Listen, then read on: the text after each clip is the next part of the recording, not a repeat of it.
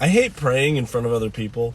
I grew up around the prayerful. When I was a kid, my dad was a youth pastor and he was a music minister. For those that have been following me for a while, you know that I am a spiritual person, but most of my spiritual practices include hanging out with tiny trees in my basement. But every once in a while, I find myself in a situation where I'm expected to pray in front of other people, and it's usually surrounding some kind of meal. And it's awkward, because it's this weird thing where I'm like, I'm supposed to be talking to God, but I'm really know in my heart of hearts that I'm doing this for the people around me.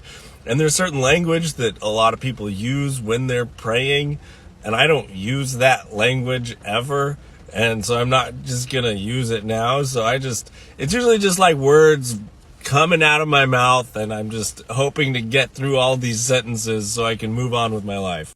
It sounds something like this. I'll be like, "Dear Jesus, thank you for this day, and thank you for this time we have together with friends and family.